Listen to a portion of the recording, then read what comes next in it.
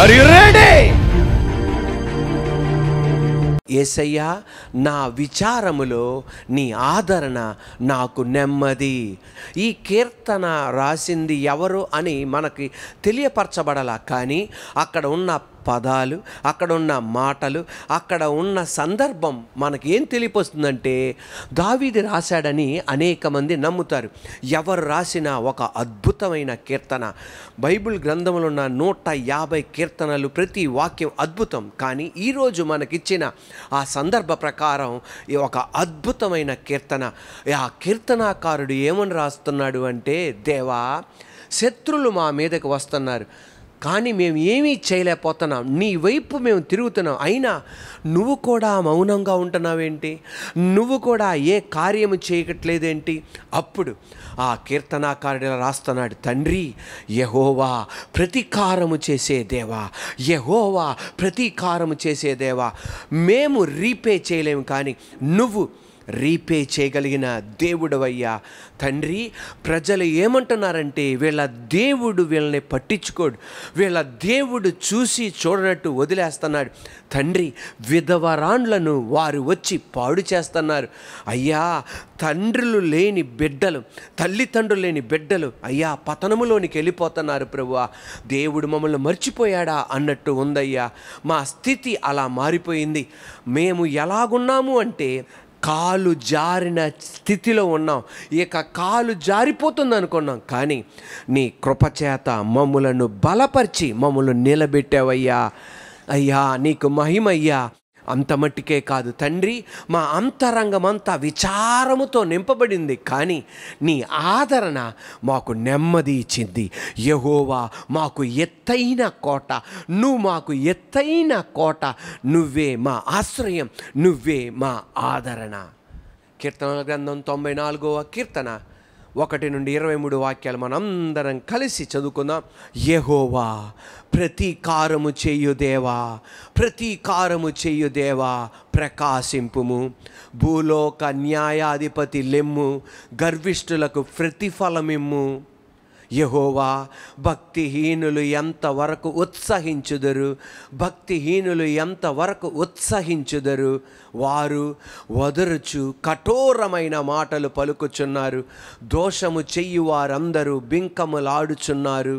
యెహోవా చూచుటలేదు, యాకోబు దేవుడు విచారించటలేదు అనుకొని, యెహోవా, వారు నీ ప్రజలను నలగగొట్టుచున్నారు, నీ స్వాస్యమును బాధించుచున్నారు.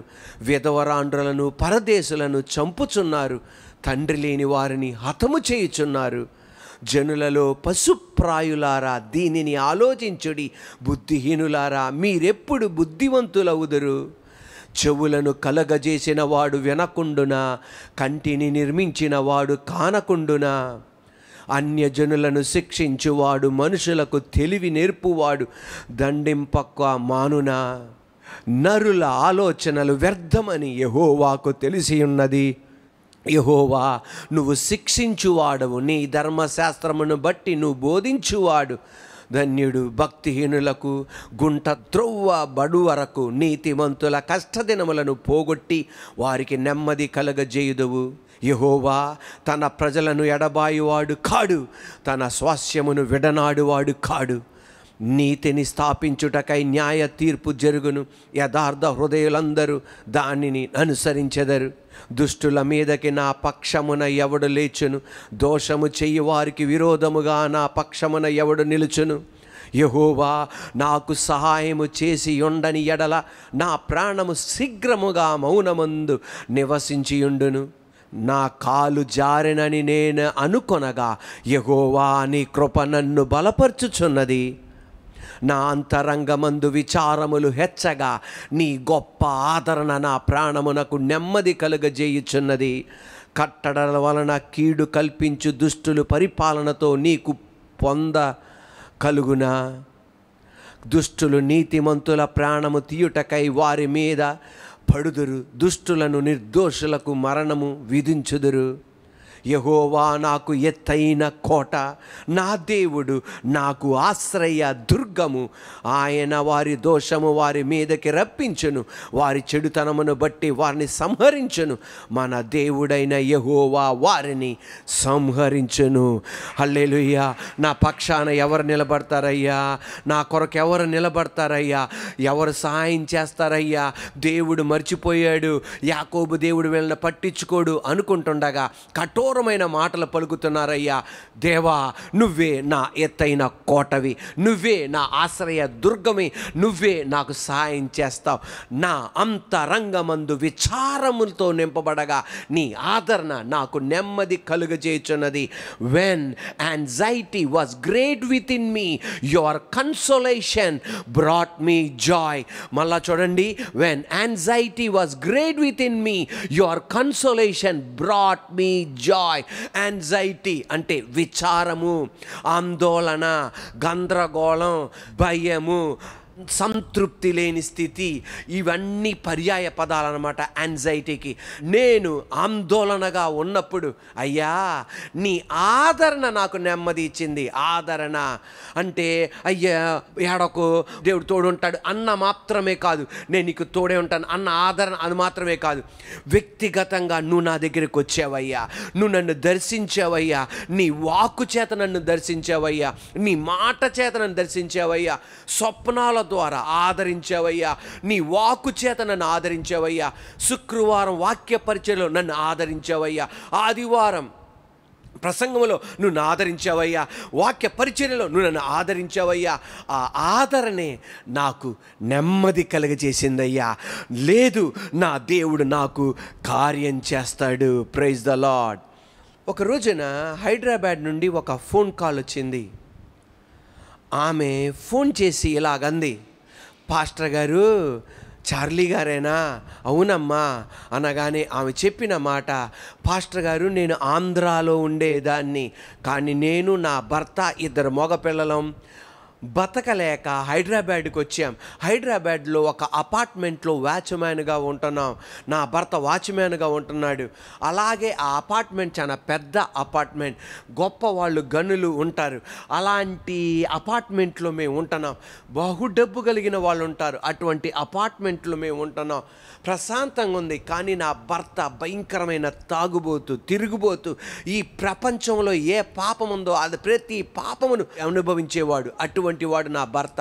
కానీ నా భర్తని వాచ్మ్యాన్గా తీసేయాలనుకుంటే ఆ అపార్ట్మెంట్ వాళ్ళు నా నమ్మకత్వాన్ని చూసి, నేను చేసే పని చూసి, నిన్ను చూసి ఇక్కడ ఉంచుతున్నామని చెప్పి అలా ఉంచేవాళ్ళు.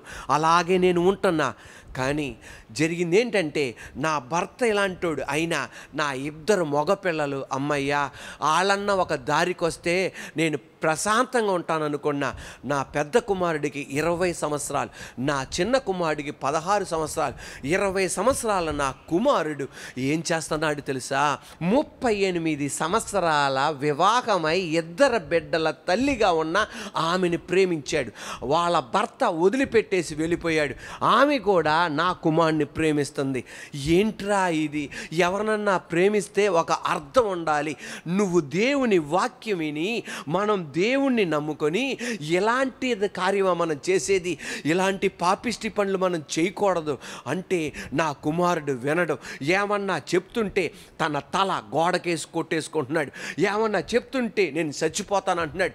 ఏమన్నా చెప్తుంటే నేను కూడా నాన్నలాగా తాగేస్తానంటున్నాడు. అందువలన ఏం చేయాలో అర్థం కావాలా. ఒకరోజు నేను ఆ స్త్రీ దగ్గరికి వెళ్ళి, అమ్మా నా కుమారుడికి 20 సంవత్సరాలేనమ్మా, కొడుకులంటోడమ్మా, వదిలేయమ్మా అంటే ఆమె ఉంటుందంటే, నేనెక్కడా వెంబడిస్తానా? మీ అబ్బాయే మా ఇంటికి వస్తున్నాడు, మీ అబ్బాయే నా దగ్గరికి వస్తున్నాడు అని చెప్పి ఎన్నెన్నో మాటలు చెప్తుంది.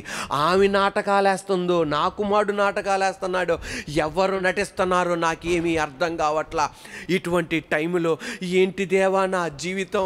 ఒక పక్కన భర్త దగ్గర నుండి ఆదరణ లేదు, ఒక పక్కన పెద్ద కుమారుడు నుండి ఆదరణ లేదు, అదే మాదిరిగా చిన్న కుమారుడు కూడా లాగా అయిపోతాడేమో అని భయం, ఇటు పక్కన నాకు ఆదరణ లేదు, ఎందుకు నేను ఇక బతకాలి, ఇటు నా భర్త ద్వారా ఆదరణ లేదు, ఇటు పెద్ద కుమారుడు ద్వారా కూడా ఆదరణ లేదు, నేను బతికి ఏం చెయ్యాలి, బతికి ఏం సాధించాలి, ఏం చేయాలి, విషం తాగేసి మరణిద్దాము అనుకున్నా.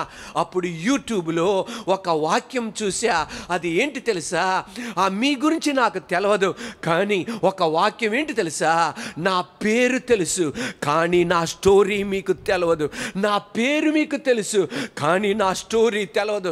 ఇదేంటా అని చెప్పి నేను యూట్యూబ్ క్లిక్ చేసి ఆ 10, 16, 15 నిమిషాలు, ఆ 12 నిమిషాలు ఆ వాక్యం వినగా కన్నీరు కార్చుకున్నా. తండ్రి, నా పేరు తెలుసు అందరికీ, అపార్ట్మెంట్లో ఉన్న వాళ్ళందరికీ నా పేరు తెలుసు, కానీ నా స్టోరీ ఎవరికి తెలియదు. బంధువులకి నా పేరు తెలుసు, నా స్టోరీ ఎవరికి తెలియదు అని చెప్పి ఆ రోజు నిర్ణయించుకున్నా, నేను ఇక మరణించను, నా దేవుడు కార్యం చేస్తాడు. మీకు తెలుసా, నా పేరు తెలుసు కానీ నా స్టోరీ తెలియదు.